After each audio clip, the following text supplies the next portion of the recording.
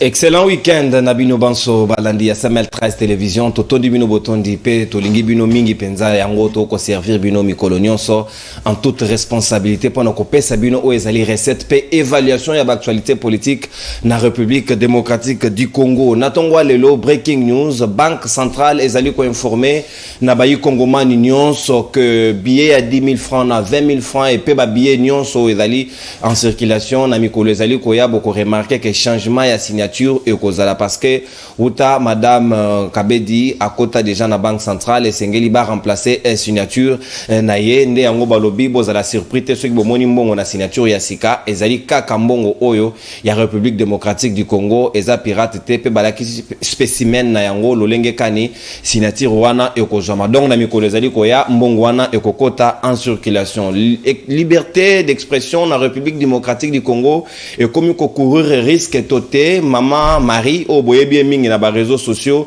abeli la mingi na kombo ya mboso mama wana azali déjà aux arrêts uta mokolo ya lobby bilili esengele leka Azer Tembo, maman Azali Ozare, déjà dans le commissariat provincial ya Kinshasa, bakangiye pour raison, il y a diffamation, peu impolitesse contre les autorités. Est-ce que maman wana mankaka batutote, est-ce que bayeba na kanambo sotote, parce que mingi penza ezali kombo na yenda tangaka, wa momesano Azali Ozare, et sengeli kolande la situation na de très près, pourquoi bakangiye, est-ce que maman wana azali ko représenter danger, topé risque nini ou menace nini azali ko représenter, ne sengeli ba rendre au silence ezali malamu mingité dans un état dit de droit dossier à suivre maman na likamoto ko betali solo le long na libre débat etali mingi yango penza liberté d'expression na RDC parce que ONG ACAJ et où tu ko bimana silence nango balobi ete République démocratique du Congo ko sala recul sous son makambo etali répression à ba liberté d'expression parce que balobi ka Jimmy Kitenge a umeli mingi penza na ANR et sengela ki ba transférer devant juge naturel na ye et salemina noté et pe moninga mososo Jean-Marc Kabundu ye pa lobi tozali ko assister na état moko de droit et non de droit parce que les institutions sont aux ordres du président fondateur président de la République ba komitu na mituna alobi même pona ye ko combattre régime ya fait Tshisekedi est commis nécessité à la fois une obligation pona ye a kozonga sous simate malgré ba représailles to kozonga la peli kambo etali départ ya MONUSCO pour Franck Tionga lobby inutile ya ko précipiter départ ya MONUSCO et sengeli ko sadango de manière responsable parce que et sengeli bango bazala ba témoin ya ba élection o ezali koya avant bango ba kende et sengeli pe na conseil de sécurité ba revoir ba mission ya MONUSCO pour que ba meka quand même ko ajuster bature au regard ya aux population ezali ko reprocher bango pe bazali ko dénoncer en même temps manipulation ya bayi politique na ba manifestation anti MONUSCO o ezali ko selema na est ya République démocratique du Congo nyonso ina to ko réfléchir yango na bayi Congomani bazwami na ngai tout autour ya évaluation ya libre débat ya poso lelo tozali na mwana mboka Danuke Fula molobeli ya peuple na tondi obotondi pe boyi mala mwana mboka Danuke Fula habitué à samedi ya libre débat ezali ouvert mbote merci na yo mopanzi sango mbote na bako débattre tozana bango na tongo ya lelo mbote na bakongomani banso bisika bazali kolanda biso kaka ndenga ndeko Danuke Fula na loba na bito komesana to mesani na nini na passe na changement na la kaka bato na lobike état de droit na Congo to bangaka te tozozelango nde tozali kozela boye ya mwana nzambe Jésus Christ ba chrétien bazelaka to yebite mu koloni na koya état de droit na Congo izalate izapete ekoya nani comité ndeko na bosoro pe bosembo na lingi na bete ya sete na likambo za kolekipa na mission na kitambo monde ngana ako yana baitando ke kolobela pona kuona mai na kuanza na problème ya kitambo mais na koti na sous en tant que journaliste na keiti na niveau ya résidence na zuba information entreprise za ko sala musala na kitambo comme nango agressif wana surprise wana izali ba agree ba gens qui d'abord bashi wana agree ba respecter ba norme te yango bandiko ya résidence ba lobby na bosolo pe bosimbo bango bazoko senga mbongo na bango po basala musala et gouverneur la ville province ya Kinshasa Ngobila abengi de vice na ye Jekoko abengi entreprise wana abengi ba ya résidence asolo na bango pe a exclu alobi que entreprise wana il faut futa mbongo na résidence po basili sa misala ya kitambo soki ba futite bakosala musala te pour le moment banzela pe bakati entreprise wana bakosala mosala te yango biso tosengi na mokonzi ya mboka balandela parce que badeja réside ezo ayebisinga directeur provincial na bango ya vie province ya Kinshasa ayebisinga ndeko danu kefula biso tolingaka ovd asala mosala parce que ovd soki azwi marché ayebi imprévu ezalaka atiaka yango na compte na ye le deux atravaillaka na bandeko ya réside ezo na ya snel parce que ayebi ke jamais na babala nyonso ya Kinshasa okomona babala akoki kozala sans tuyau ya réside ezo sans câble akowa c'est impossible mais entreprise oyo soki areste mal planifié na programme na bango d'abord toyebi yango te basali na kibudi yango biso bana kitambo tosengi na entreprise wana afuta réside ezo mba merci Dano Kefula na snel pour permettre bango basala mosala na biso parce que soki te biso to maintenant tozosenga pe na l'état parce que soki entreprise wana ezali l'état réside ezo ezali l'état soki entreprise wana ezali makoki te mais l'état ya secours merci apesa mbona réside na snel po bazongisa biso batio na biso merci mwana mboka Dano Kefula ozali pe à la fois notable ya bana kitambo esengeli ko dénoncer o ezali ko tambola mabe bakongomani bazali na droit ya courant ya lotiliki pe bazali na droit ya mai esengeli bakonzi ya mboka batala yango le plus rapidement possible tozali pe na mwana mboka moko ya bayi communicateur ya CDR ya Jean-Lucien Mboussa Brael Muya Kalala ali na biso longo na tondio botondi pe boye malamu na libre débat mbote mingi ndeko lolo mbote pe na bakongomani nyonso na bako débatteur nanga na profiter peut saluer collègue Nangai, héritier Ngashi. Donc aujourd'hui c'est vraiment un grand honneur au moins collègue Nanga Tozalane na unique et l'autre partager plateau mon corps. Donc je suis vraiment très fier de toi mon cher ami. Merci. Sala ozo continuer au sala, courage, continue bon. Donc nalingi pena profiter pour le vélo komoko par rapport à commune Nanga qui monte ko yebi ki naza notable.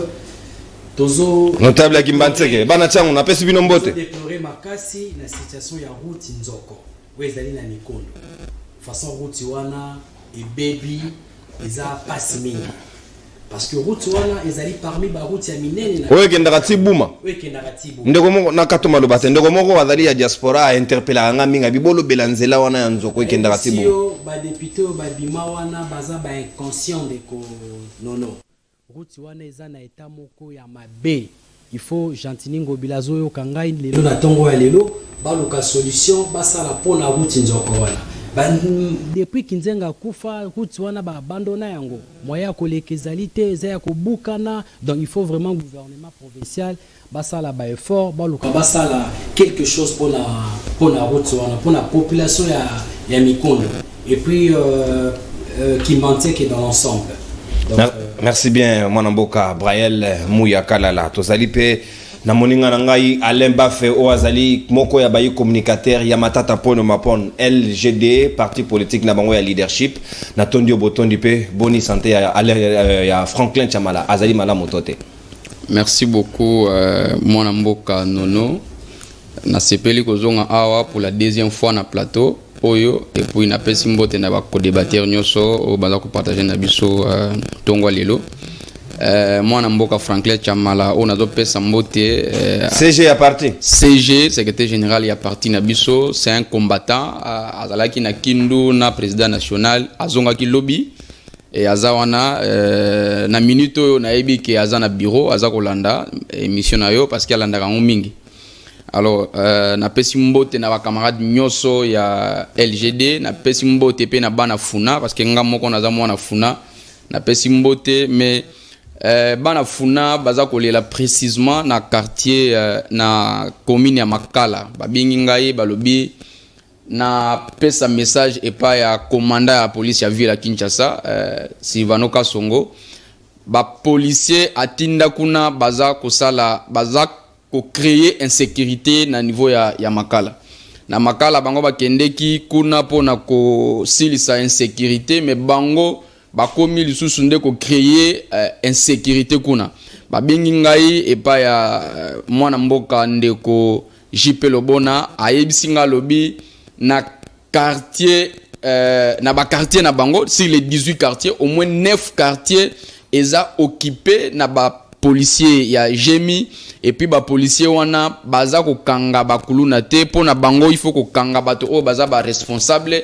ba ko pesa ba mande bango baza na problème na bakuluna te parce que bakuna ba ko pesa bango loko moko te oyebi ba ibisinga il laisser passer na bango ezaka ka bana donc ceux que lingo bima il faut au moins muke na mama ya mwana wana otambola na ye obima soko kute na ba policier ba yebisi yo OK wapi outi wapi justification eza naza ko kena mwana hôpital même soko zongi na poko il faut benga madame yaga na mwana tokuta na arrêt pour que nazonga ndako toko suka ndenge ni na niveau insécurité wana ndoko ndeko Silvano Kasongo amekana no kotala problème wana na colonel Lumbu oui je me rappelle na kombo wana tanga yebisa ngai Lumbu oyo aza ko gérer ba policier oyo baza na échangeur wana ye mutu aza en charge ya ba jemi nyoso oyo baza na commune ya Makala baza ko semer trouble makasi kuna balobi kuna soki bakangi yo amande bandika na 50,000 baza na besoin ya ko sambisa yo te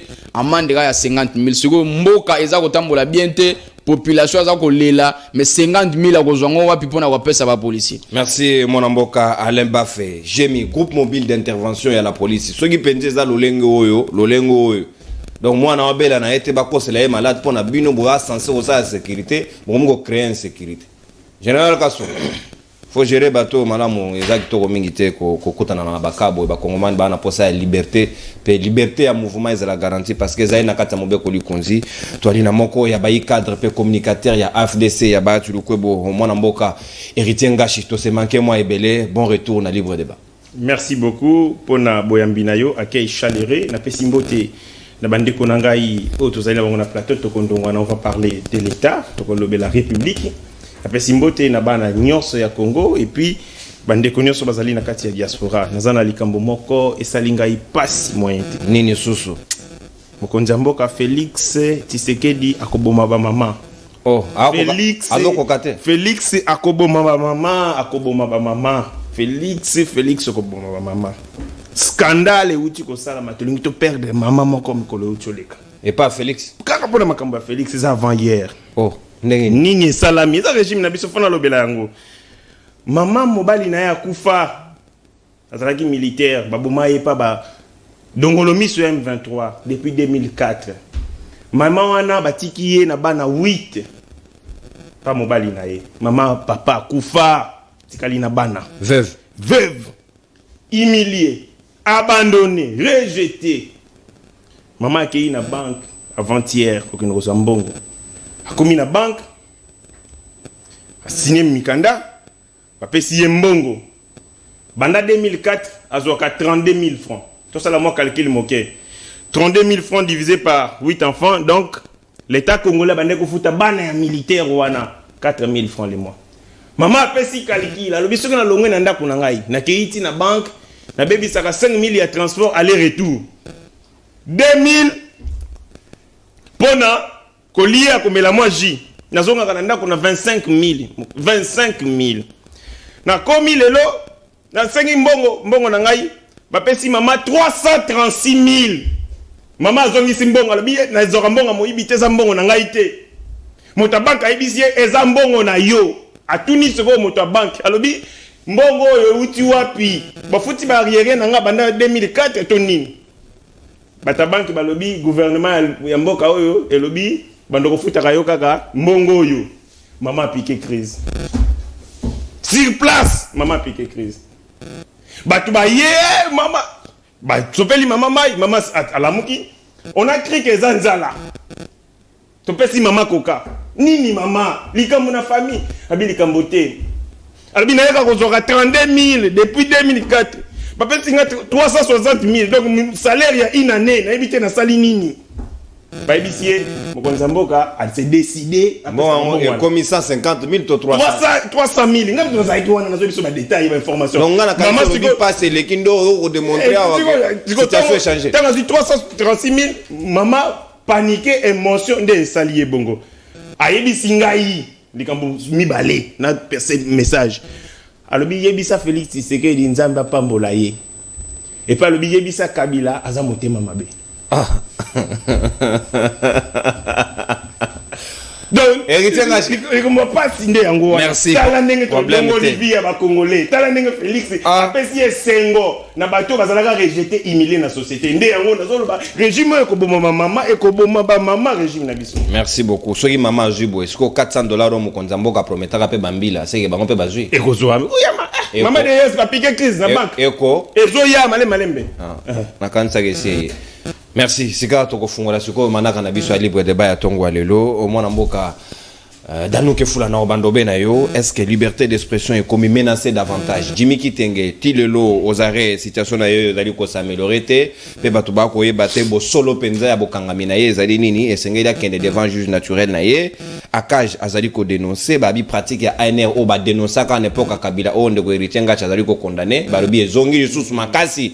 Nango zela nango peso malo bandeko yo ko contredire problème exactement meto présenter nan ba fait ba bezongi susu en force nangonga ya lelo et pe Jamar Kabunda lobi mboso comment na ye caisse de résonance a fait Tshisekedi institution séparation des pouvoirs dans la constitution mais nangambu ya mboso et comme on dirait dictat au Félix Alobi nde yango ba ko exécuter ba komi ko traquer a comment na susu moyen ya osalate est-ce que pona yo ozali na même lecture des faits ou bien zali pe même constat o yo zali ko partager na baningo ba ko dénoncer liberté d'expression sous Félix. Merci Nayuki Motuna Nayo bandeli koloba état de droit na Congo ezate ezalaka te ezapete koya tozo zelango koya malema nani comité. Alors pour Mbosso ça élève malam pour Félix. Mbosso ça vraiment élève malam pour Félix. Azali Janine Mabunda bis. Oh oui, azo travailler na ipona na ndeko Tilombo, faut pas valer la face ngalo bakana bosolo pe bosembo azo travailler pour la peuple te pour la moto ya tchaki wana. Il faut qu'on mette les points sur les îles, les barres sur les thés.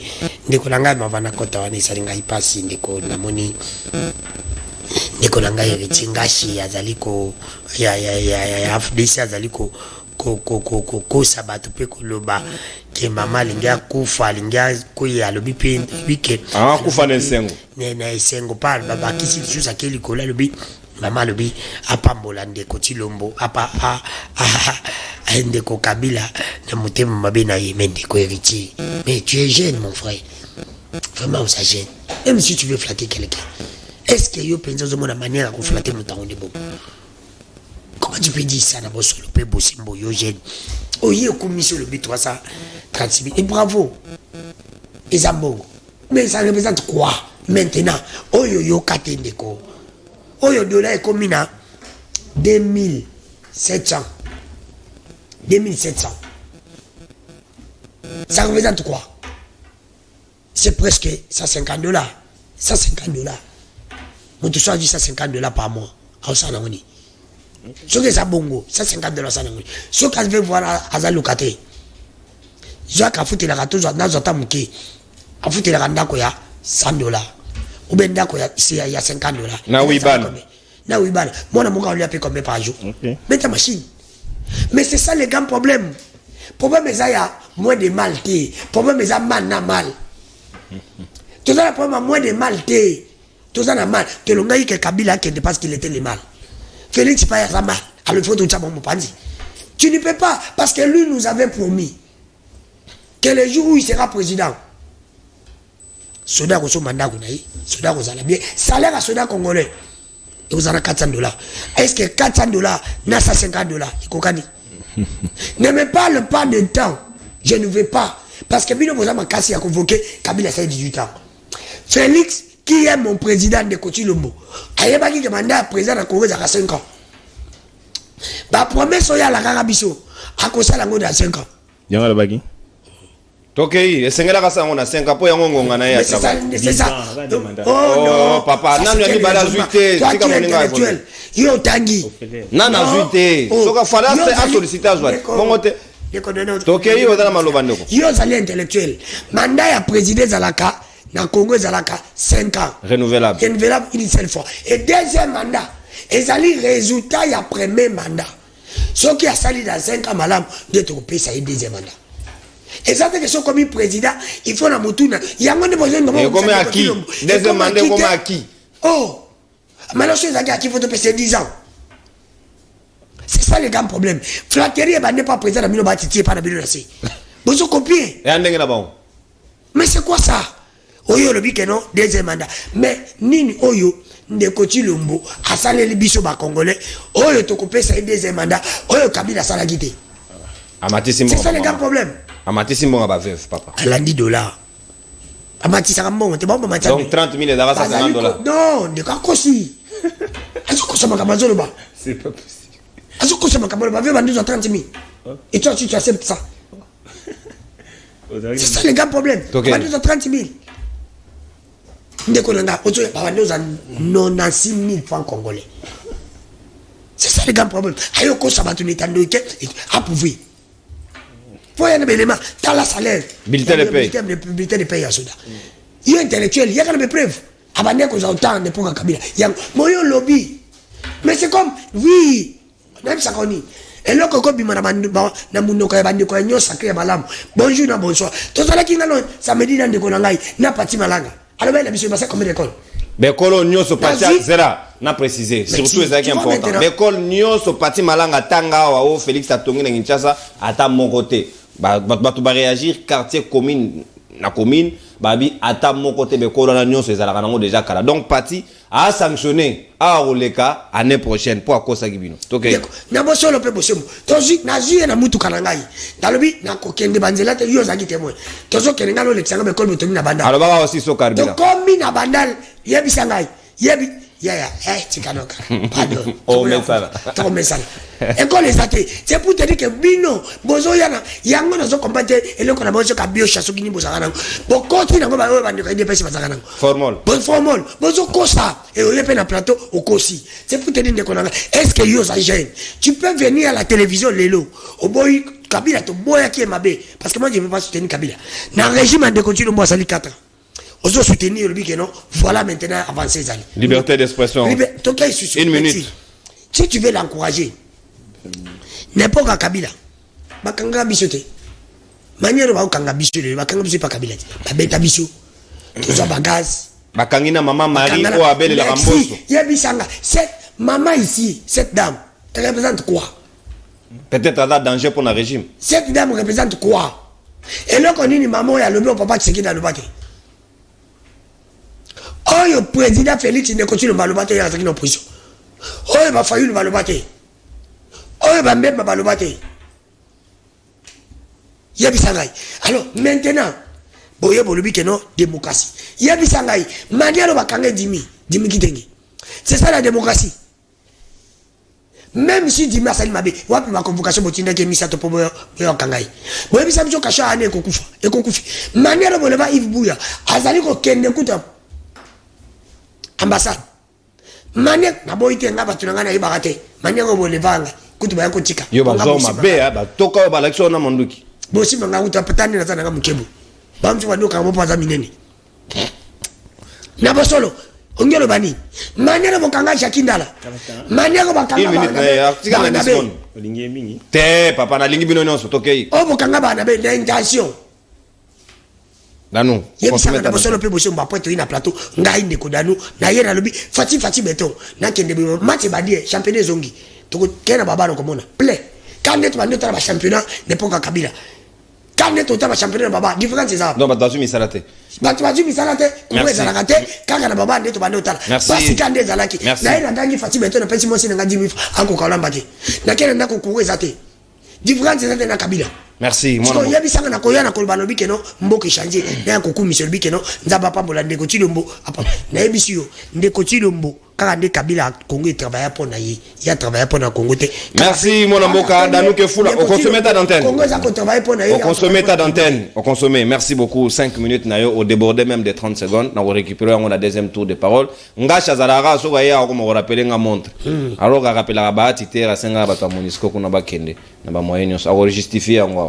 Brael Muya Kalala sika maloba ngambo wayo mwana mboka est-ce que liberté d'expression lelo na régime ya bino na Félix Tshisekedi ko tambola lolengeni na mama bato mokolo ya 60 ans d'âge danger ni na ko représenter pour na bino aga ko pema na commissariat provincial uta mokolo lobiti lelo sort na yo ko ebanat donc infraction ya diffamation na outrage mboso pas comme une infraction à outrage. Bon, merci beaucoup ndeko Nono. Namutuna na yo eloko liboso na ngiko par rapport ya Maman Marie. Je crois yo ndo ko pesa ngai information que maman wana ba meke pe ko kangaye. Azali na Niembes bakangi uta lobi. On va chercher un peu à avoir l'investigation si réellement que la dame ba kangaki. Mais concernant la liberté d'expression au Congo, au yebi un moment politique et singa 14 à la sincère. et ça fait partie, il y a ma base, il y a ma valeur, la politique. Mais on pourrait ça la passe mingi ça que tant on a eu quand même mingi, les jeunes, bande on a biso auto, il y a mon pandi, balinga pour reconnaître qu'il y a eu aujourd'hui l'avancée par rapport à régime ya Kabila, par rapport à régime Tshisekedi. Ndérodano à ça sincère, il faut être là-bas congolais. Ce qui est courageux, moi je pensais que tout à l'heure la moto fasse excuse devant les congolais. Oh, il faut être sincère. Quand vous avez l'état de droit dans Mboka ou égalité. Mais il faut comprendre d'abord l'état de droit c'est quoi. L'état de droit, ils ont la liberté de l'expression. Vous voyez, l'état de droit, ils ont ensemble. Il y a bien que ils aient belé la carte de l'état de droit. Ils ont permettre que l'État ait une autorité de l'État sur sa propre territoire. C'est ça aussi l'état de droit. Est-ce que dans le Congo, ils ont ou ils ont été? Dans le Bolobaki, ils ont les lots de Kodano Zoloba, liberté de l'expression, ils ont été. Bisso, à l'époque, il y a Kabila, tous avons même atteint un droit pour ça la réunion, tu as la carte de campus. Ce que ça, les réunions, les lots de Kodano, alors azo critiquer le régime na temps et l'écolo, ça prouve que la liberté de l'expression dans le Congo est allée. Mais tant qu'on confond la liberté de l'expression et le libertinage, ils ont raté. Tout le monde a un moussou sur le Mekili à Poto.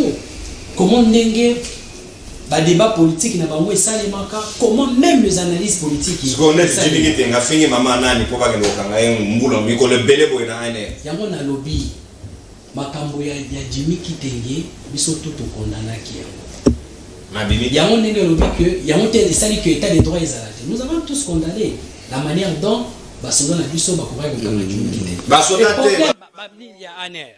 Bakourait ko kanga Jimmy Kitenge. Les loyaux, moi je crois il faut l'État comment encadrer le système sécuritaire na biso na ba système na biso ya ba aner pa leur façon ya ko procéder ya ko kanga bato za la penzer le moko eza penza malamu te. Vous voyez ça au moins on reconnaît ça. Il y a des gens qui condamnent qui encourager te et loko to bundisa ki na tango ya Kabila yoko continuer c'est yoko koba makasi te échanger na tango na biso parce que nous prenons l'état de droit. Il faut tous à la exemplaire ya ko ça que état de droit est effectif. Donc on ça la monter pour que donc quand il sa président va biloko peut-être écoute à la montée. Qu'est-ce que Jimmy Kitenge représente par le président de la République? Alors quand Jimmy Kitenge parce qu'il va gagner quoi? Jimmy Kitenge a un poids politique ni au président de la République a osé étouffer dans ma propos à Jimmy Kitenge. C'est bon maman attends maman Marie. On a lobby ezali ba biloko moko kutu président de la République aza musika na yango. Azana yango. D'ailleurs kolobelo mususu dano alobi que différence ezalité entre Kabila na Tshisekedi. Mais dano photos à la sincère sous na bandeli. Il faut aux à la sincère. Différence ezalité. Kabila tira qui budget na combien? Les autres ont un budget à combien? Ça c'est pas la différence. Kabila tika qui réserve de change. Et c'est là qui n'a combien? Les deux a combien? Ça c'est pas la différence. C'est quoi? Nandenga mabete mona mai. Zela nati ya mai na mon nati ya mai na monoko nati ya mai na mon. Na boité na oyo zo avancer wana. Na kata yote. Suffisance que il y a une grande différence entre c'est quoi na changu koto uti kuna. Ba mero ba ko teka nguba wana est-ce que réserve de change wana ba ko sentir ngo ndenge mati. Yo mtoko vana ba ko ba ko landa aussi ko. Na lobby tokoki ko sala ka makambo na ba émotion te. Le président de la République azosala musala oyo ya ye na niveau azosalela akuti mboka oyo ezalaki paralysé. Très bien. Hérité Congo na etani président de la République hérité Congo na etani justice ya Congo ezalaki ya kokufa économie ezalaki bafoué politique nous n'en parlons même pas parce qu'aujourd'hui on a des fruits à la politiciens par exemple meilleur que c'est pas ce Kabila fabriqué bango. Il faut que le président de la République a repensé l'État et nous sommes dans cette phase là il y a qu'on reconstruire Congo tous reconstruire Malembe et c'est ça même nous avons eu à renouer sur le plan diplomatique même sur le plan international les Congo. Ça fait plus de 10 ans Congo bandaki koloba Rwanda agressé à Kabiso. Il y a des groupes terroristes. Ezalaki question moko tabou. Kabila yoka. Kabila tika bunagana na maboka ya M23. Na pesi juste kaka ba élément où ils ont prouvé que le Congo aujourd'hui a zongi un concert national. Des nations. Des nations plutôt. Vous voyez, c'est-à-dire aujourd'hui, même les experts de la MONUSCO vont reconnaître que c'est le Rwanda qui a sauté la mort. Mais ils ont avancé. Merci. On voit qu'il y a une différence des réalités. Merci, Brian. Il faut des condamnés, tous à la sincère à un moment, tant que tous à la politique, tous à la débat, tout le monde d'accord. Merci. Bateau bazota la biso pour que le Gabonais ça même la carte on va respecter ta carrière parce qu'on sait que on va sérieux. Merci. Merci Brian Mouya. Mutumo ka sekisinga na nzela na tongo ya na roya de loi lobby réserve d'échange ya régime à Félix et donc de boko tchaba bina mat mais na makor ba komate. Na ebité la kisini ne sengeli na tuna bato ba interpréter ma CC ba expliquer ngana donc équipe etie bina mat mais na makor ba comité ne réserve d'échange. Oh voilà la auto lobby la tout. Tozonge nango karaté sengeli na ba explication ya ngalo bananga nini na comprendre mana mpenza peut-être ngasha ko sunga ngai mona mboka aleba fe sika maloba ongambo wayo liberté d'expression ba bi na mama mukolo ya 60 ans ata kwa sini mandoki ana force aussi sabatote danger ngo za nini o ba komi ko représenter ba jimiki tenge na bango nyonso ba Jean-Marc Kabundu pe batombo du mongongo ba lobi risque ezali makasi pona état de droit na République démocratique du Congo. Merci beaucoup, Ndeko Nono, pour Namalobo Pessi. 5 minutes.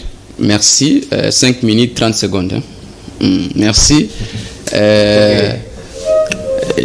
Magamondego héritier lobby, heureusement que moi, Namboka Nanou a recadré moi Magambo Belé, n'a pas perdre des minutes, n'a pas pour que Nazonga Kobandela Magamouana, n'a pas que.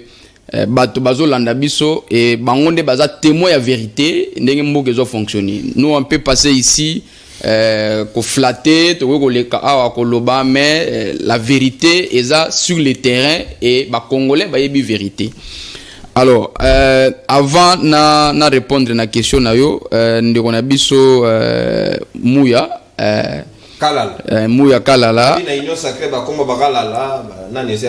Oui, ndeko Mouya Kalala à lobby qu'il y a des avancées. Il y a des avancées et il y a une différence dans le sens positif entre gouvernement passé na gouvernement au mais nayoki budget Martin de atangi nayoki atangi budget nayoki atangi réserve d'échange nayoki atangi économie. Alors na sepelaka mingi tango yambaka ndeko na biso Nico autobenga na tongo ayebisi ngai mungu ape mati na sepelaka mingi tango oyambaka ye parce que tango boza koloba ke budget et mati il faut que peuple congolais a sentir yango tango boza koloba ke réserve d'échange je sais pas peut-être tango kozwa maloba a expliquer biso role ya réserve d'échange la nini est-ce que za la rapona kosunga mboka na sens ya kebiloke kita ou bien baba kisa salaire ou bien ezalaka ndenge nini. Alors budget baza koloba budget et matiwana mais na niveau ya économie ndenga lobby taux d'échange bakuta yango na combien et na époque où président Félix a eu pouvoir taux d'échange ezalaki na combien biloko ezalaki na combien biloko o population aza ko somba les jours au jour lipa ezalaki na combien lelo ezana combien on peut accepter aujourd'hui que ndenge baza ko lobaki budget mati mais budget koki nango ko mata oui mais soki toza ko mona conséquence nango te ndenge ndeko lobi ke babi eza ko kota mais compter les autres compter te to ko ndima ndenge ni biso ba toza ko mona zo ko ndima ndenge ni ke résultat eza sur le terrain botika ko kosa peuple congolais omoni ndenge to leka awa toza ko loba mais peuple aza ko landa biso et aza ko mo a comprendre dama kam nyoso ndeko rappeler loko moko awa bo ndeko zalaki na samedi eleki atangi ba école apesi ba kombo apesi même ba quartier mais tant ba kitisi le terrain ba kinde ko vérifier akomi ko senga ba pardon ndeko to kabonaka awa parce que moye ya ko kinde ku nezate donc tango za ko loba biloko wana essayez de vous poser la question est-ce que lipa ya carré ezalaki combien et combien na combien en termes d'augmentation ya prix.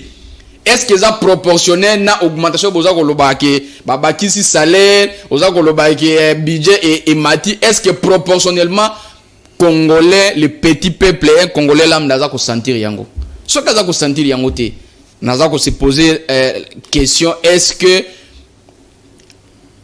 résultat eza wapi chaque jour baza chaque jour baza ko yebisa biso awa ke ba réserve ezo mata ba recette ezo mata ainsi de suite mais ceux qui peuple congolais oui ceux qui peuple congolais za ko se retrouver je pense que ça ne sert à rien. Alors liberté d'expression naza ko se rappeler à la veille des élections tango président Tshisekedi à l'époque azalaki candidat ayambamaki na radio moko na yabiso awa Top Congo et pas Nego Christian Lusakweno a tout nié question claire. Tango kokoma président de la République lobby. Décision à Liboso Kozwanini. Le président n'avait pas hésité pour répondre. A lobby décision à Liboso ba kashonyo suna kokanga. Atangi aner, atangi demiap, atangi nyo kokanga. Mais les autres nous avons le contraire. Engacha lobare comme VIP. Non mais tout ça comment on a le contraire. Est-ce qu'il y a une différence entre cachot plutôt il y a VIP dans ligne ça va cachot même ceux qui vont dire climatisation. Et ça cachot akangi ngote ndeko Jimmy bakangeli pona nini ti lelo ngai naza ko luka na yeba pourquoi bakangeli naza ko yeba te. Je ne peux même pas parler à maman na biso oyo aza ko tanga maman Marie. Nathalie na Twitter lobby avant na moni baza ko signifier et pas ba journaliste na bato no bakangi maman wana tout ça mais ngai za ko sala nga passe donc na Congo lelo soko tangi kombo ya chef de corps moko na linga na loba yango wana donc na Congo lelo soko tangi kaka ndeko ndanu akomi ministre na ibiseka ndeko ndanu en tout cas makambo za ko sala eza bien te na préparaka déjà comment na okende na kasho yango nde changement oyo régime actuel eza komemela biso eza pasi mingi ndeko eza pasi mingi nga na yebi que le peuple congolais qui nous regarde aujourd'hui aza kota labino. Et vous savez bofani na bakati ndeki no stofandi metango za koya awa zala au moins sincère na makambo za koloba metango za sincérité bato ba retourna yo ke makambo za koloba eza ya vérité te eza ko sala pe son même na parti na bato o boza ko défendre ke boza koloba makambo ya lokuta et na ko pesa tendance moko boya ko soutenir ba autorité eza bien te toza ko senga humblement batika mama wana azonga et a continuer ko dénoncer kotanga komo ya mboso eza problème te kotanga komo ya mboso za problème te batangeka na makati non bakotanga yeni ngana mboso aza kosala musala mabe na Assemblée nationale tuna ba congolais ba koyebisa yo qui est ce congolais afanda kapenda bo amoni plénière ne dara liboso et pas fanda liboso ya TV ata la plénière mboso aza ko diriger jamais tozongi nesima parce que avant les gens babandaki ko kende kotala plénière ezali batala débat autour des idées. Mais lelo makambo président Mboso asalaka na hémicycle esalaka nga pasi na mitunaka soki akomaki wana pona ko servir un groupe d'individus ou azalaki wana pona ko lobela peuple congolais ou bien te.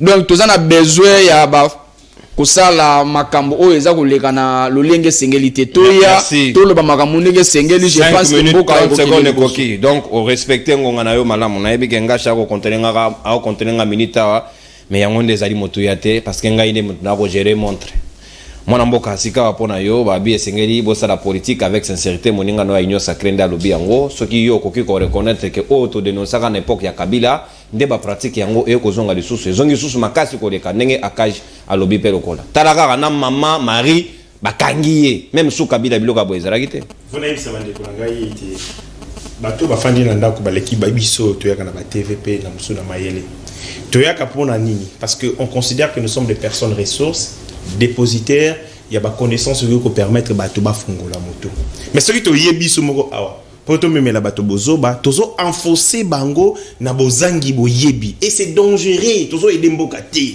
on n'aide pas le peuple à s'éveiller na kine loko moko ya moke bande ko balobi non mbongo emati budget emati mais ndenge nini réserve d'échange na regretter na moninga nanga ya parti LGBT s'il vous plaît LGD na confondra ngona ko homosexuel leadership et gouvernance pour le développement eza mon encore yo beta on a ndongo orientation eza wana te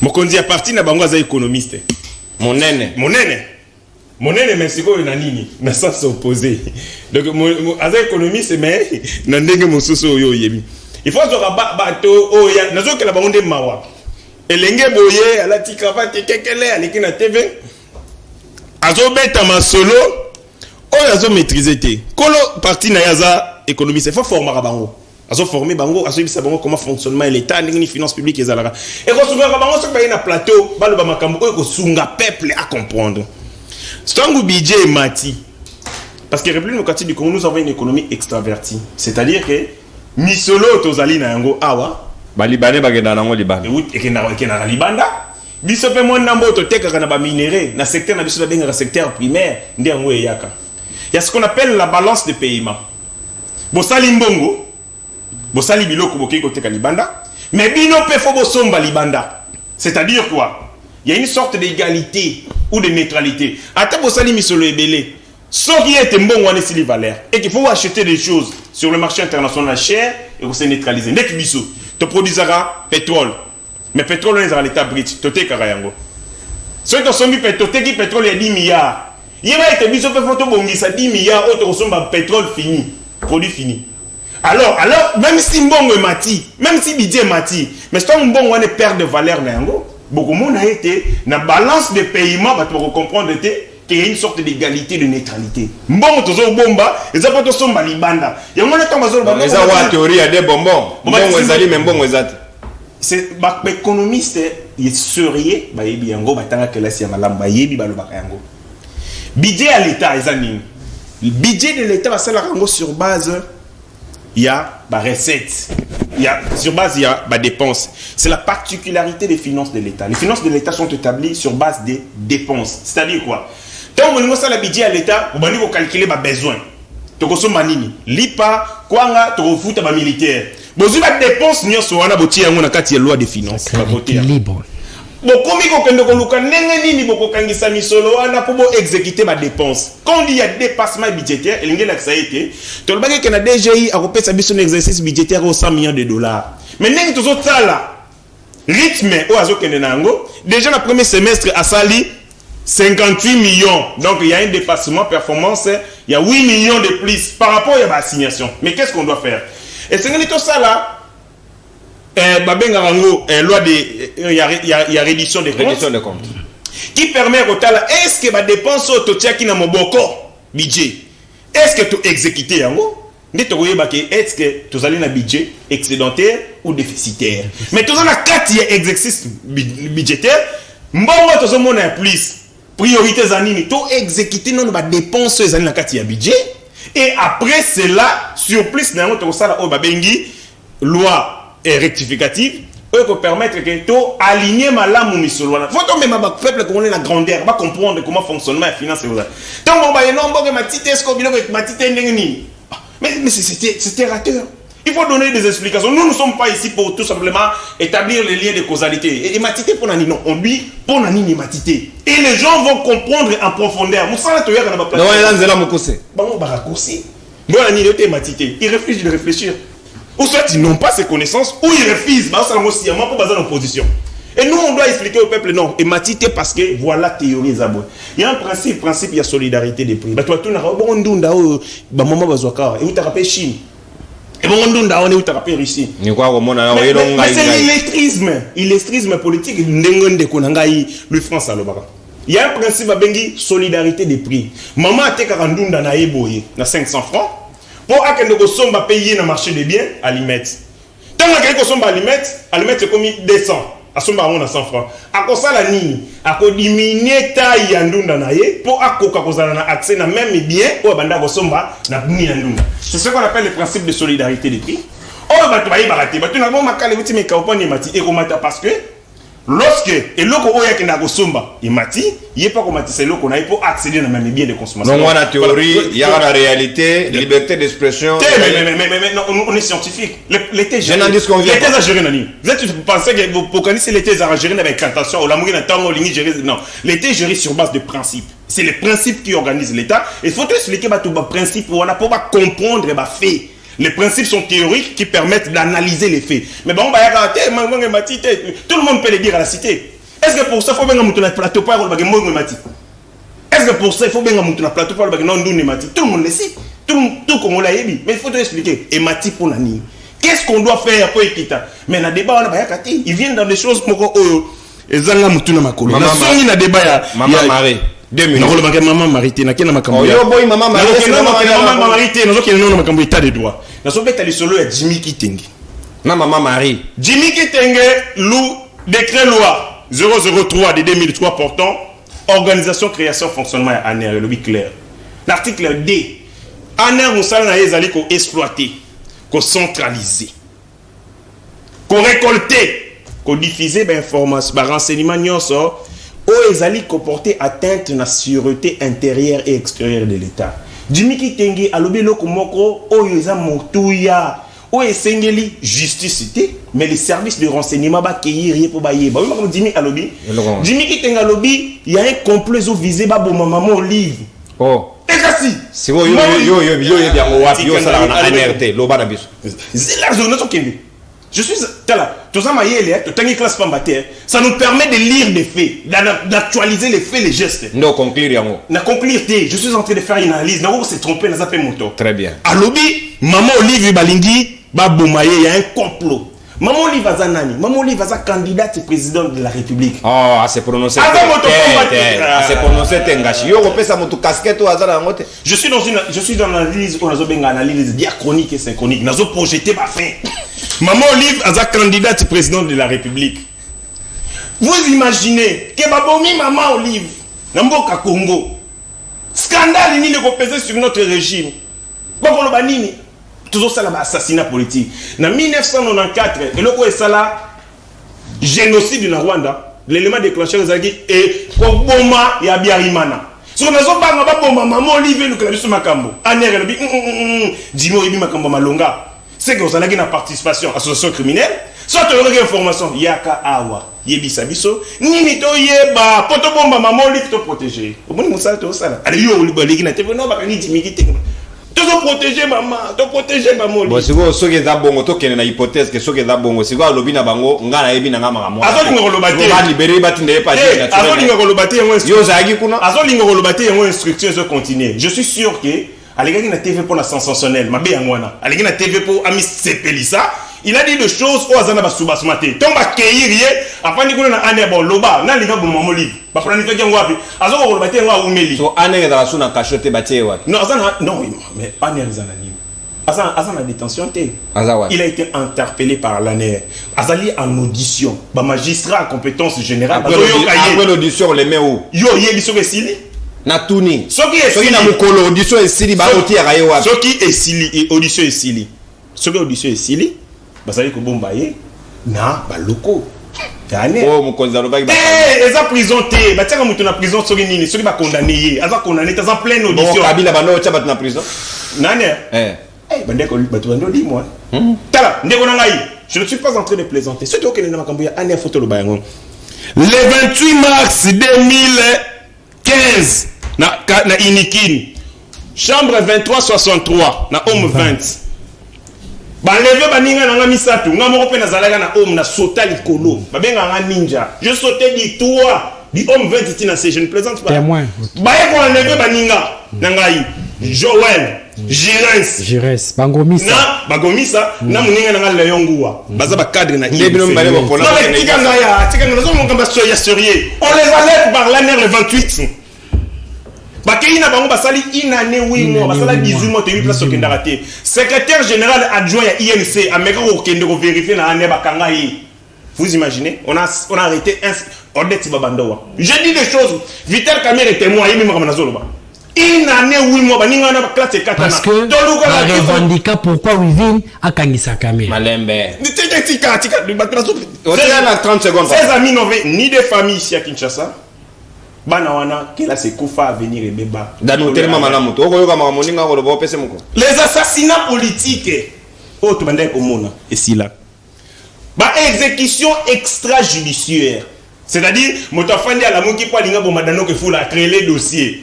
A Sambisi yete, a Zui Dano que fout la cafisier. Ta au koufi. Combien de jeunes baboma na masina panangai? Ote basaba kuluna, basambisa bangote. Oh, état de droit le binini. Ce qui est abakangi ozo boma mutu. Il faut pas joyeux état de droit le lobby pe, ceux qui bakangi Jimmy Kitenge, batinda pas juge naturel là. Na expliquer ma comment comprendre été. il est dans des informations, dans des renseignements à caractère et porté atteinte à la sûreté de l'État. Bazo sambi saye, tango akoloba, et que ANR est constaté qui est Azali va faire fractionnel, va retirer des grandes juridictions pour sambi saye. Donc c'est quoi, bazo préserver n'importe na chaos. Oshité. Exécution extrajudiciaire. On tue des gens, ça ne va pas le retour bango. Biso on a état de droit. Tozi ba jeune wana, to sambisi bango, to silisi, to ko tinda bango ba ko purger peine wapi na kanyama ka cc. Bazo sa nini? Bazolo na masangu, bazo sala misala, tout ça. To ba silisi ba bimi kuna, bazo fota bango na mbongo na bango. Ah nzambe état de droit. Allez, il n'y a pas état de droit. Na salé to futa bato ba o tondo ko malobi. Alobi makambo ya nini on état de droit. Muyambo. Ya ibi muyambo, bien tuna muyambo. Ane likolo. Muyambo bimana na paralysie likolo zo bouger boy. Tuna to sofengo, il va falloir que na ba créer les procès no aninga ça la coup d'état. Ba bombi na aner ti ba tinde na prison et le côté. Tuna wanga, to sali meeting le 16 septembre. Tuna François Béa. C'est là le 16 septembre. Les lolo bina tonga accueilli. Tuna Diongo. Otambola makasi kene na triomphal. Djongo a préféré Kabila Lelo. Djongo a préféré Kabila Lelo. C'est que tu sais que la dame a bec ou le Kabila. Nzala de ça Djongo bongo. Nzala. Kende na triomphal. Ah, on est venu en cinéma. Merci. Au moment na photo à Djongo, yebembe. Achaboyo. Na liputa na sengle wana Kabila mutasala gaye. Mais tala santé dio azoloba. Azoleka na ba TV azosala ba po de presse. Yo le bazar Nzala santé de. Mutadana Nzala dans la santé. Non, santé Nzala azoloka poster. Merci. On consomme ta dentaire. Shebea. Ah Shebea. Parce que oui loko anere sala scénario ba sala bazui Shebea ba bomiye. To ba sisi ko bomaye. Bazui préservatif. Capote. Ba titia on nzota papa bato.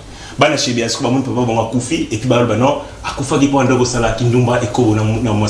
Merci. Voilà comment l'état yemoko a planifié. Merci. Non seulement ko boma bato mais qu'on humilie les Congolais. Ce n'est pas le cas. Merci. On a vu ce qui dérapage de salami, dérapage sur les salami, de sanctionner Batou. Donc, entre nous, na régime ya Kabila, et ça, le Boutou, na Moïto, Kokanité. Merci. Au moment où on a ngonga, on a débordé dans 5 minutes, aux Angamawa, on a débordé de 15 secondes, on a débordé Makasi. Merci, Sika, moi, Namboka Danou, Kefula, Toko, Kita, Namayo Etali Monisco, en même temps qu'on rebondit parce que ça dit 4 minutes, pas plus, ou à déborder, n'a 4 à peine à peine un carton rouge.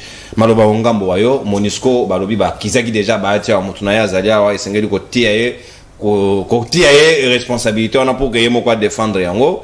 Mais Franck Diongo lobby et Sengeli ko précipiter des parts ya Monisco et Sengeli ko réfléchir malamu au risque que tozanga témoin na maponami à 2023 Azali na raison toi Azali na tort. Merci mon panzi sango na yuki makambe bimia wa pa bande konanga ya nyosali nazoza moko je vais commencer d'abord par lui. Héritier tolérance. Ouais alobi awa que ndeko obosani état des droits oyebi député honorable Jean-Jacques Mamba mané ni ba ko lever na coupé sous Félix l'état des droits sous Félix état des droits yebisanga ndeko Jimmy Kitenge babengi ye na année est-ce que mon convocation ou batinda ki ndeko Jimmy Kitenge pour aya bamitu na ye le service secret yo tanga ki awa moninga yoka ki yo papa supporter pe toke batu nyonso makambo nyonso o bakangaka batu na année si bakangi mutu na année yebaka ke mokonzi mboka yebaka ngo parce que ba politique ni bakenda kuna mingi ezali service sous tutelle na ye autant y chef c'est pour te dire que ndeko Jimmy Kitenge no bakangi ndeko Chilombo yebi mais ndeko Chilombo nous avait dit les jours il sera président bakokanga mutu te pona ba opinion na ye bakokanga mutu te po alobaki boy oyebi yango kote wana koloba te tala lisusu ndeko héritier tozolo kwa kama état de droit ngala linga tocha to banda ko comparer l'époque à Kabila on j'ai akaje telemela kawa démocratie ezate l'époque ndeko Chilombo ngaite on j'ai akaje etelemeli ezongisi ce qu'on a dit na bango nano ayebi parce que l'époque à Kabila bando bima te moi je te connaissais pas tu ne parlais pas Abimisiko tu ne parlais pas akaje bande oloba oh papa mais c'est ça non tokei moi on fait son élément akaje bande oloba tu ne parlais pas parce que akaje le baki par Kabila akaje comme ko balelo bezongisima na na bango tondi banane c'est pour te dire que toi tu représentes rien toi quel susu mais oui faut qu'on ne pas solo non c'est simple tokeli susu alobi ya makambo ba pri ndeko obiko za jeune alobi kaka mama oyo tala place maele na bango ezali canaliser comme mai zo tuna côté moko mama oyo azoteka biloko akia mona limeti mati aipa matisipe mobosa nipe ko banke mama wana nzela kendaka kosomba biloko merci solidarité des pays grande matière yo kande ko nangai héritier c'est gratuit tikanga na kende quand tu parles je te calme obosa nipe ko banke mama wana place kendaka kosomba bandunda na mituka musu ba taxi matina nzela eko ba taxi belé eko sala peke na ba barrière la police là tu ne parles pas parce que yeba kango moi je te dis je suis villageois l'homme pas na nyoki ti awa c'est ka fufu za combien ah za combien à cause ba matin ba lobani so éviter ba matin zali ba to ba yaka na ba biloko ba matin ba lobi ke ba taxe eleki so que tu sais ka fufu na kinkole moi je vais te dire na kinkole c'est ka fufu za 40 000 so que na c'est ka fufu pas na biso na kitambo c'est 100 000 pourquoi obi pas na bonobra ça ka fufu na balinière obi misango kana libongo obi comme ba futaka tu sais pas longo lango matati ya comment place bazaka mutuka obi combien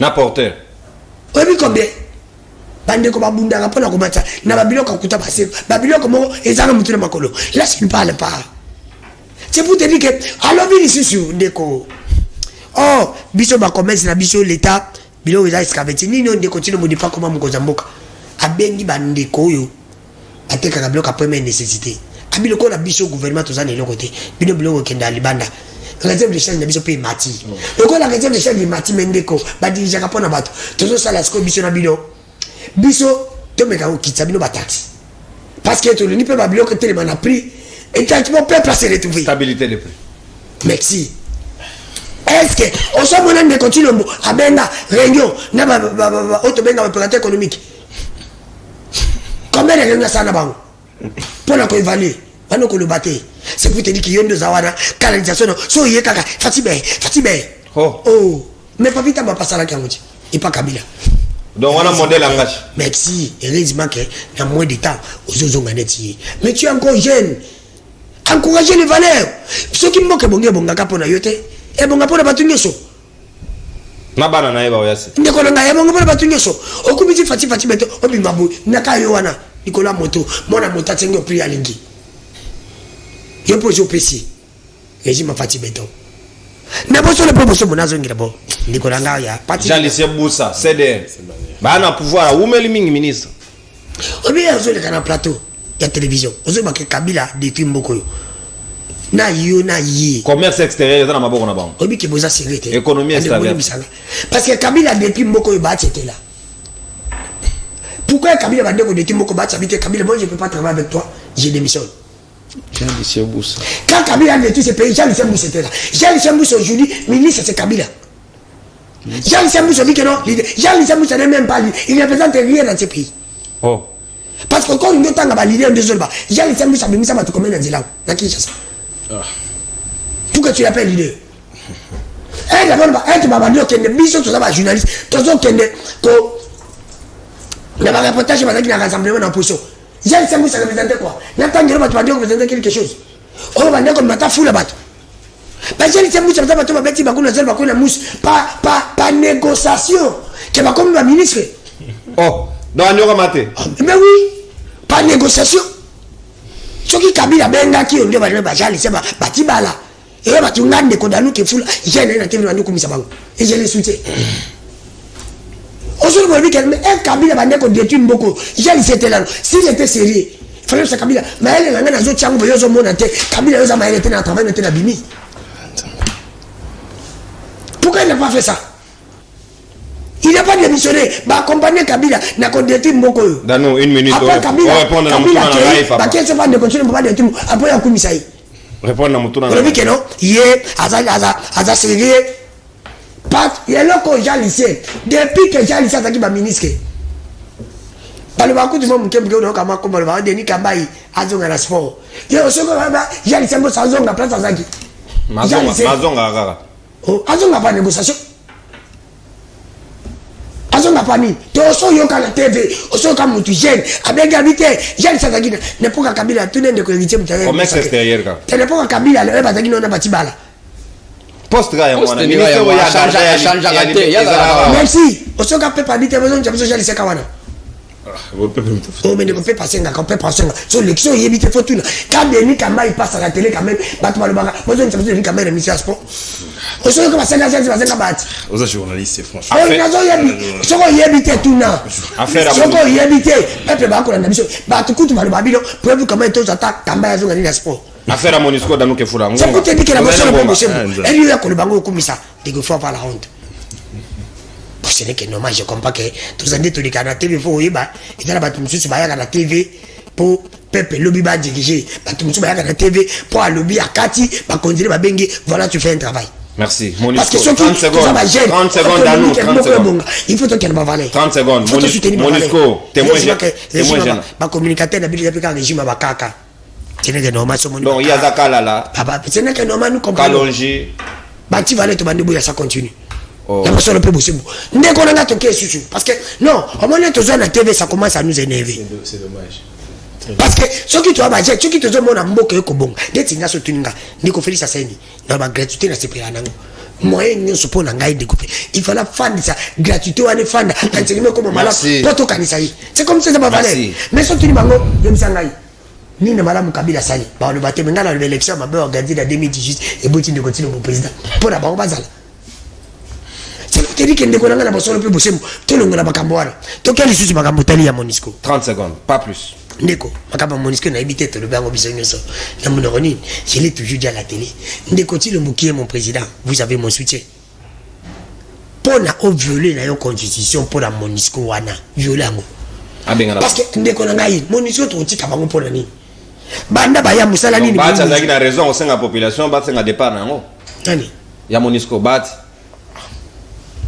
Nani makama Monisco asa besoin tanga komona été na boso le peu bosser mon ndeko na ngai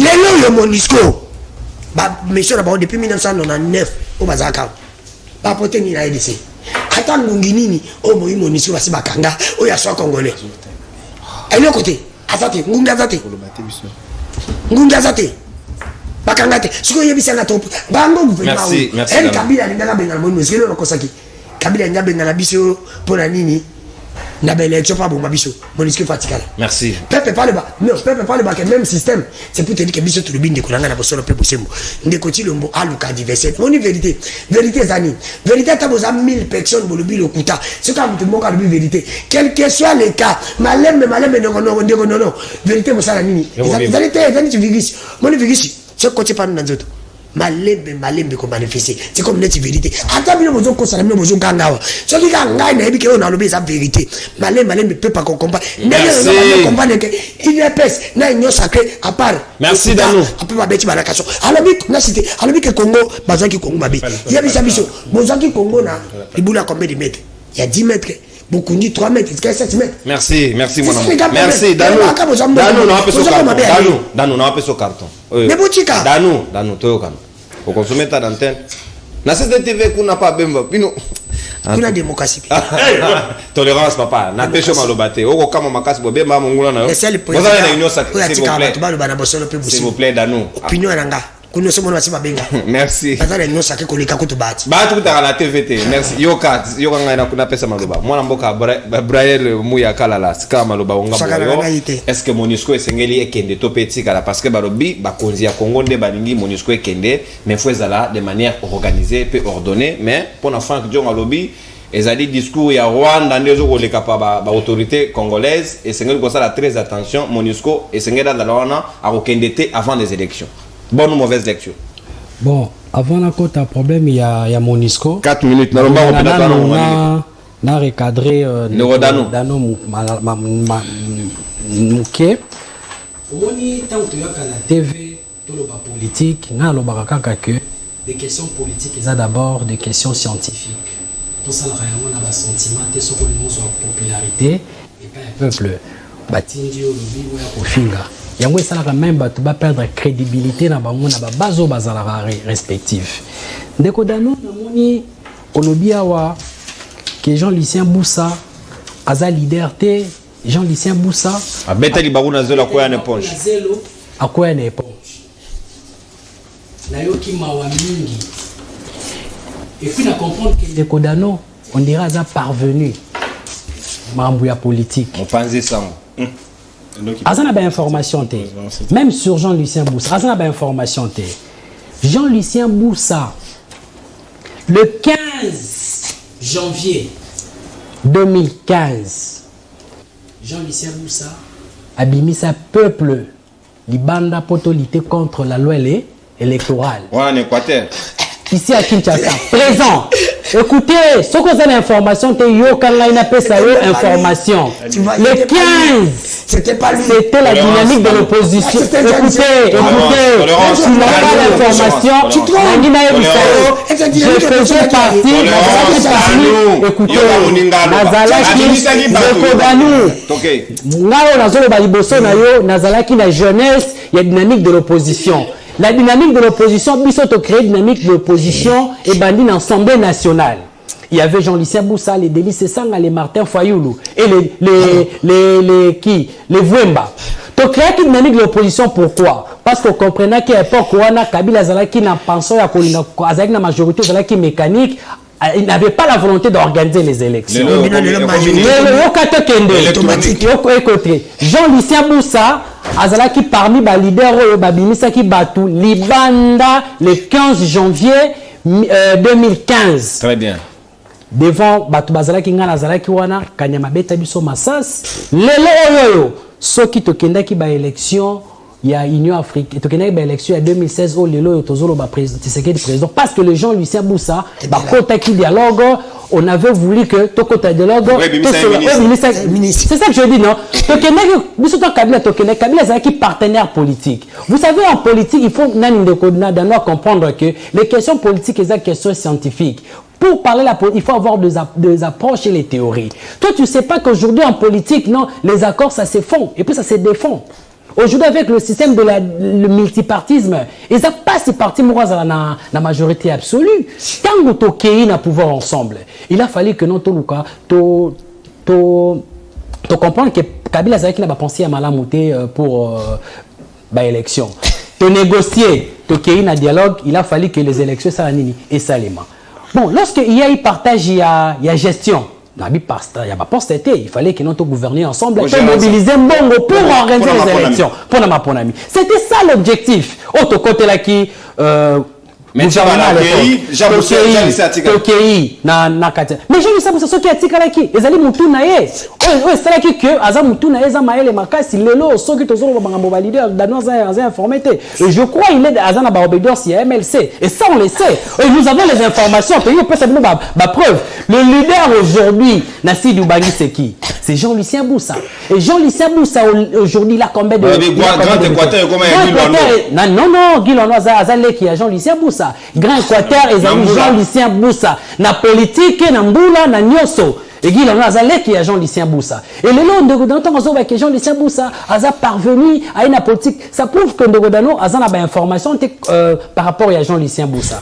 Azan a information sur l'histoire politique de la RDC. Vous comprenez? Non, parce que ça prouve que tu ne maîtrises pas Jean-Lucien Boussa. On constate seulement qu'il y a la haine. On comprend contre Boussa. Pourquoi? Parce que montée politique il y a les autres presse bango pas si montée politique il y a les autres ça que bazanga pongi le autres ont 8 députés. Très bien. Tous ont sénateur moko. Tous ont des députés provinciaux. Et puis tous ont un ministère moko. Et tous ont un gouverneur na Sidi Ubangi. On va battre nous la liberté. Pas de problème. Pas de on va passer un focus sur les individus. Oui. Concernant concernant on a compétit tu gagné par élection tu as siège tu as qui peut être dans l'Équateur bino batu MLC tu gagné bino dans nos figé à ben malamutu mais azam tu MLC on le sait tu as l'information répondre à la oui concernant Marambo ya Monisco babi ezali discours ya Rwanda nde bakonzi ya Congo bala yuko donc moi je crois avec risque que je crois ndeko Franck Diongo aza kulutu mais à un moment on dirait ba élément politique ezo ki marabango wanambiaka oui mais à un moment je dis un moment kolobake Monisco etikala pour la élection, on dirait Félix Azala témoin.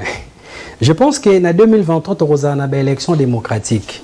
Félix Tshisekedi, c'est un grand démocrate. L'élection au Salema, elle est bien bon. Et puis, Trichéré aux Alati. Monisco Leloyo, il faut ekende. Pourquoi fallait ekende? Vous savez, les missions, les Congo, les missions des OMP, les Organisation internationale de paix en Afrique centrale aujourd'hui, en Afrique dans l'ensemble. Et na ba signation au ba pesa bango ango par rapport à la charte des Nations Unies, bazo répondre ango li sous-souté en Afrique dans l'ensemble.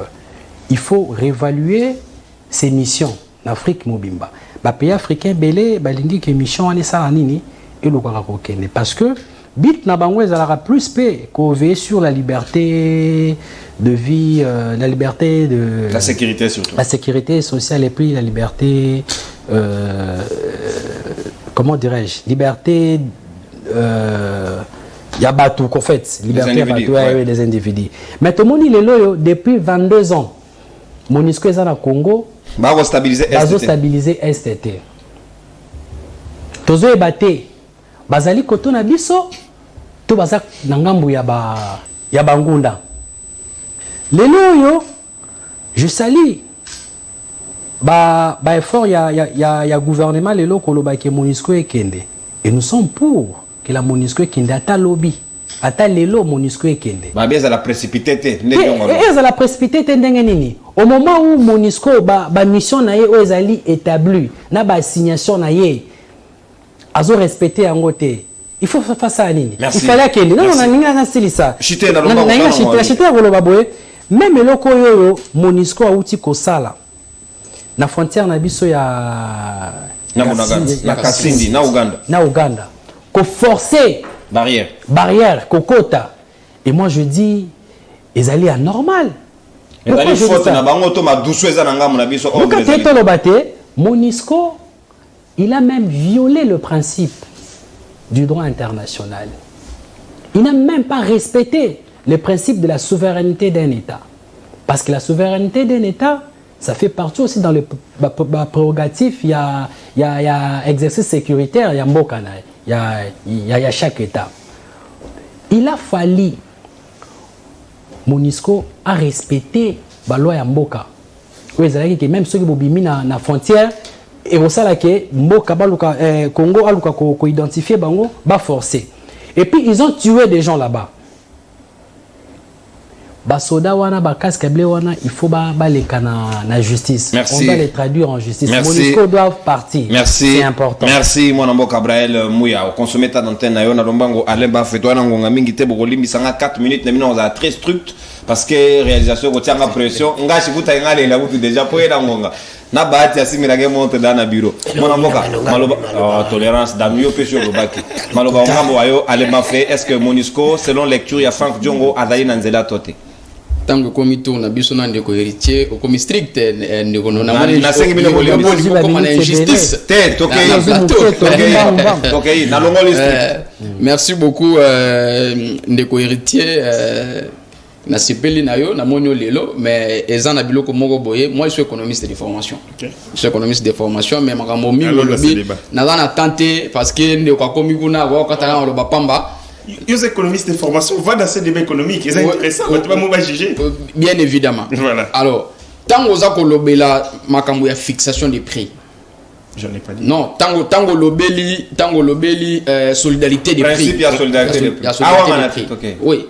Alors, kende tout na ba commerçant, tout na bato parce que ngai naza na niveau de la théorie parce que biso ba théorie et nous devons réconcilier la théorie et la pratique. La pratique. Au moni, il faut qu'on réconcilie la théorie et la pratique. Tant que biso na université la loi de l'offre et la demande. To ko suka na théorie wana te.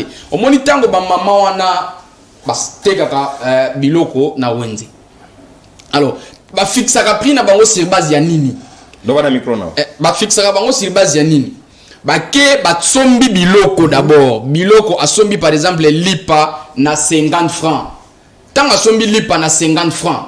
Akoya kotala d'abord te besoin na ye oyo aza nango ya kosomba alimete te. akotala d'abord na sombili pa na 50 francs marge à bénéfice.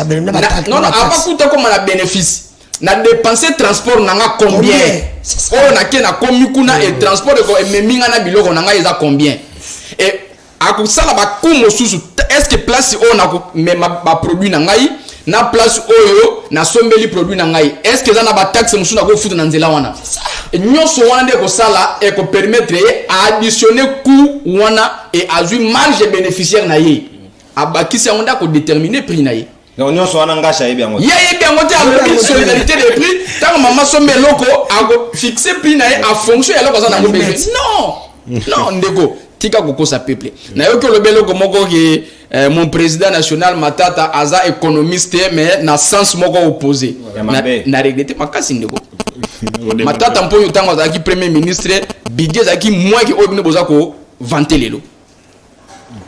Réserve d'échange et là qui moins que au bino oza ko vanter lelo social la congolaise avec ndeni tango la premier ministre budget na muke par rapport à budget na bino réserve d'échange muke par rapport à réserve d'échange au bino boza nango lelo mais social ya peuple congolais na époque wana au budget la qui muke réserve d'échange oui et là qui na niveau nini matata mpo na budget na ya muke apesi ba congolais ba emploi matata mpo na budget na ya muke tango na zako ya bato batelemi na ligne ya Trasco mokeza ko panzana batuni mais qu'est-ce que Matata faisait à l'époque pour que société à Trasco oyo ezala bonita lelo oyo immeuble intelligent oyo ye atongi oyo ba ministère de belezali eza ko souhaiter lelo mais baza ko condamner parce que pourquoi Matata tonga immeuble intelligent vous êtes incapable de ya ko entretenir immeuble za ko beba vous êtes ko condamner moto oyo ezalaki Matata Mponyo un économiste afandisa ki taux d'échange na 92 et taux d'échange na 92 et fanda ki wana boye c'est non mon frère peut-être que vous n'êtes pas informé Muzito tango azalaki tango aye ko remplacer Kizenga à l'époque Matata Mponyo était ministre des finances tango Matata Mponyo était ministre des finances nde a TVA kutu oyo eza travail ya Matata Mponyo tango azalaki ministre des finances oyo ayaki nango et vous ne pouvez pas dire que le travail a été fait à l'époque mais ko fandisa taux d'échange wana efana nonandeti ndenga za ko koma vers la fin ya départ na awa boy c'est le travail que Matata fait. Nous devons quand même respecter batum oyo basali musana na mboko oyo. Vous pouvez s'il vous plaît. Yo busalo lobeli awa Équateur tika s'il vous plaît. Na ko kwata bout na débat na yo na tena za ko répondre ndeko héritier. Alors, ndeko Matata c'est quelqu'un qui a beaucoup fait ndeko. Il faut que na reconnaissance wana. Na retourna yo oyebisanga premier ministre oya sala mieux que Matata. Évoluer. Oyebisanga oya sala mieux que Matata etanga biloko oyo basala mieux que ye. Oyebisanga ndeko totika kokosa peuple congolais na yoki ndeko a glisser loko moko alobi bakosala ba élection moko tricherie kozala te ainsi de suite président national na aza moto ya Équateur eza subdiviser lelo na ba province ndenge zali est-ce que landaki déclaration ya ba député provinciaux ya Chwapa na opération ya cartographie oyo seni alasaki wana ba cartographe na niveau ya Chwapakuna baza ko sala musala seni awa a publié ba nombre ya ba centre d'inscription a diminué yango na 40% sans tenir compte à ba donner ba député provinciaux ba sali déclaration que eza fraude parce que chef de l'état tango lobaki objectif ya cartographie za la kanine ko rapprocher ba électeurs na ba centre ya vote pour na ko éviter que bato musu ba voter mais ezalaki 500 je crois 66 na 2018. Mais bino boye olebo bakisa yango bolongoli 40% sans tenir compte na bato o baza wana kadima ça c'est de la tricherie mais renseignez-vous mon frère déjà à niveau de cartographie vous publiez les résultats oyo bato baza na terrain batindi bino te bon on élection za ndeni élection za ndeni bon na mutuna na ngai donc ndeko boza ko kosa peuple na makambo ya MONUSCO naza ko mona ndeko Frank Diongo makambo alobinga naza ko loba nazalaki awa et puis nalobaki ke MONUSCO il faut kende quel que soit ba moyen oyo baza ko loba MONUSCO il faut akende atika mboka na biso alors que loba to lukato arranger to solo la non MONUSCO basali makambo moko oyo sali makate bango bayaki awa pona ko sécuriser mboka na biso mais makambango baza ko sala eza regrettable soko tali par rapport na ba manifestation et ça les mikuna boy il y a 36 personnes qui se battent le quoi pour yenda manipuler la population. Oui, eza qui suite la déclaration na na ligue de jeunes ya IDPS na yebsa ki yo ba sala ki message wana mais ezala ki population d'abord à souffrir et aza kulila. Biso toza na Kinshasa ah mais soki biso na bandeko o toza na est to ngaki to ya ah te to lobake UNESCO ba respecter calendrier moko boye pour que ba kende non UNESCO il faut ba kende et na ko bakiselo ko moko enquête na bango oyo ba Nations Unies asala ki wana ba ye ko indexer Rwanda est-ce que ça ezelo kwa sikata gouverneur militaire wana bakanga ba Rwandais basi ba pesa ba preuve eza ko lakisa ke ba Rwandais baza complice na makambo wana mais tango bango ba ye lelo ba lingi ba lakisa ba détourner attention ya ba Congolais tokoza la détourner ndeko nono MONUSCO il faut kende même ceux qui ba lobby ke eza Rwanda ndé aza ko agresser biso OK biso na Rwanda tokosila na MONUSCO il faut akende aza ko sala lelo merci mon mboka Alain Bafé héritier Ngachi ont rencontré baninga na Lombango Penza en même temps bino AFDC bazo akize bino babi soki bosali attention te berwane rolata bino à la longue soki kawo etikalo ya na sima babi c'est Bahati qui a dit avec tous les moyens c'est possible pour nous refaire partie MONUSCO et les lotos ont compté déjà plus de 36 morts ba Congomani ba kufina 4 casques bleus c'était par tête à éviter on pouvait aller na paradigme mususu avec beaucoup plus de tact mais botindi biso na voie à violence nakobana na kambo Bahati po eza très important pour intérêt na weza c'est ba pollution sonore na yoki na kati ya émission yo na kozata nango mingi pena mingi te na koyebisaka bandeko na ngai ke kosala politique esengi kozala ka courageux te kozala courageux ezali moko ya attitude d'un homme politique mais en plus ya kozala courageux il faut kozala peso sur la boania parce que la politique eza art ya ba penseur art ya ba philosophe art ya ba génie de gens qui conçoivent comment bakoki ko gérer société parce que les bonheurs ba concevoir ango ba poursuivre ango et les bonheurs exigent de la vision. Na kena makambo ya Bahati. Na pesa exemple simple. Ndeko Shadari avait dit que ce que bamiki ko kanga Albert Yuma ba ko paralyser République. Bon imaginez que babimaki na balabala basala ki marche. Kabo ya ba loba ba kozamanduki pendant ko sécuriser pouvoir na. Non, laissez-moi na zombe tazop ki na problème. Ça dit ce qui muta ici ba to ba se mobiliser. Ce qui ba to ba keyi basali ba casse donc yem tatindi bongo basala ba casse. Bahati c'est un héros. Et un jeune a uti ko loba yango alobi soki mokonzi mboka azalaki na batu ba héros lokola Bahati ebele meza malamu mingi. Pourquoi? Bahati a dit tout haut ce que tous les Congolais disent tout bas. Biso nyonso toyebi ke MONUSCO za impuissante. Depuis 1999 et a na kati ya mboka oyo MONUSCO non est kanata ata rebelle moko te. Ata rebelle, ata 1 centimètre rebelle non est kanata. Mais ba futa kaye 1,5 milliard de dollars blancs. Bazali na 1969 militaires, 1000 policiers, 19 000 militaires, 1000 policiers, 2000 personnels civils. C'est l'une des plus grandes missions des Nations Unies dans le maintien de l'ordre. Depuis Mokili Banda, 22 ans. Basali elo comme côté di Bungu Tulu. Mais ton doko yoka, soki mutoka ya MONUSCO baloki minéraux bimi. Tout le monde a même vidéo. Bajan MONUSCO bazo sala porno ah on a vu ba filmer yango porno ba filmer bango mutuka ya MONUSCO baluki masanga na kati ba ya ambiance ba touriste MONUSCO entre 2004 et 2006 cité na 140 abus sexuels bazo bana biso na est comme des esclaves sexuels bila MONUSCO on parle de quoi? Moi je parle des chiffres, je parle des faits au Tchetembe au bêtis na internet, au taper pouf, au comment on a makamnia soir, au bêtis ma sola bon moyen ngate. Je parle de faits. Tala bato ane bazo se comporter, baza ba aventurer. Modeste Bahati alobi makambo o bisonyo soto no baza. Asa héros. Bato ba prendre le message na yo wana. Parce que biso avantage biso. Mais moi monte pela qui va zonga yo moi sima. Asa de moi recadrage. Ah on dirait. C'est la biso yo to na principe. OK. Article 104 de la Constitution et lobby était mandat à sénateur.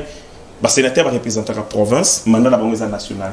Président Modeste Bahati Azali, président, il y a des grands électeurs, donc il va représenter la province.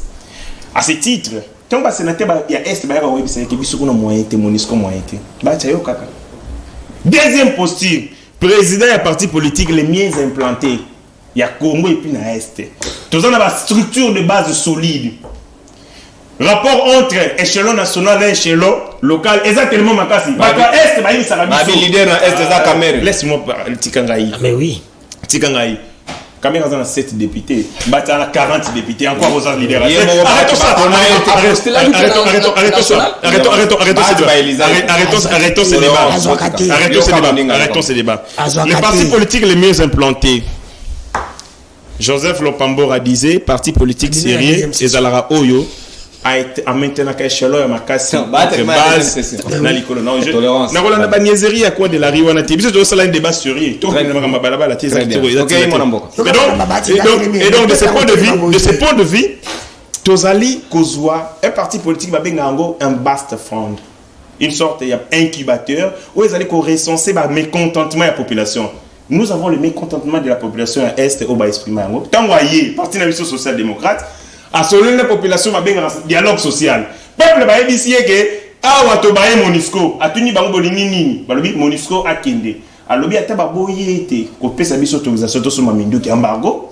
To ko sala na kaka minduki yango tous les moyens yo lobi po yolusika makamunda mbolobi. Alobi tous les moyens tous les moyens pour se défendre, c'est-à-dire quoi? Albelet Minduki, tout ça, on a armurerie, on a dépôt des armes, parce qu'on nous a interprétation. Non, il a dit ça dans la vidéo, on a pas dit ça, Nakeina Makambunde, je comprends, il ne connaît pas le fonctionnement de l'ANR, il faut attendre le fonctionnement ANR. Soit un fonctionnement ANR, à quoi éviter le Makambouana. La zone de l'Ikamounaïf, c'est que c'est décret, le bien été ANR, Moussa, pour centraliser les renseignements liés à la sûreté intérieure et extérieure. 10 secondes. Sûreté intérieure, le vaccin. État a assurance absolue de l'État. Tant que nous avons dit que maman Olive qui n'est pas n'importe qui dans ces pays, ils ont un salaire à l'air mais maman Marie a bien un bosso bakangi au boy golobela et c'est bana kanuka ba osepelana ote omoni malamu sur ce plateau juriste azalité peut-être juriste alinga oloba maman Marie azali incapable était. Parce que 60 ans d'âge. S'il vous plaît, incapable. Sur le plan du droit, il y a des gens qui sont frappés d'incapacité civile. Banane, incapable civile. Les enfants mineurs, banane, bateau va perdre la faculté na ba mutu et ça la raté à kufa. Maman Marie mutu na ça la raza normal. Sera posé acte ba kana été. Mais c'est quoi ça? Donc maman Marie n'est pas sujet du droit. Pas sujet de droit. Sera salimba. Bon, merci. S'il vous plaît, régime Nabiso de Kolobi. TVA. Convocation. D'abord, TVA, c'est mal planifié. TVA. TVA, impose sur la consommation. C'est une erreur, même la qualification de la taxe, c'est la taxe, c'était impôt et la consommation. On a fait des discours. Merci. On a débat. On a vu le transport. Mais ma tête à Pogno est un bon économiste de détournement. C'est le premier ministre qui a détourné mon collègue. Au moins, c'est le temps où cours de cassation. Je l'ai dit sous réserve, il y a cours de cassation. Ah, bon, ça, il ça là. Mais ma tête à Pogno. Basali Bukanga Lonzo, 285 millions de dollars. Sous réserve à cours de cassation. Cours de cassation. Je n'ai pas interpellé. 285 millions. Merci. Basali 80 millions. 205. C'est le plus grand détournement d'un premier ministre en fonction de Congo et Banda. Yamwa Lobby, c'est le plus grand économiste, le plus grand premier ministre, mais détourneur. Merci. Sauf que Magamboza Golobawan a vu budget à l'État, 800 millions. A vu budget à l'État. Le premier ministre n'a pas été dans ma pauvre Zambozito. A vu budget à 800 millions, a ticket on a 4 milliards. Matata Pogno. Expert. A vu budget à 4 millions, a sali 4 ans, a ticket on peut à 4 millions. En quoi est-ce que ça expert? 4 milliards. 4 milliards. 4 milliards pendant 4 ans, Yemoko, ministre délégué aux finances, à ça les lots. Donc, merci. La raison n'a pas Pablo Escobar, la raison n'a pas. Merci. Le pays n'a pas de chance. C'est ça. Courage la politique, ça ne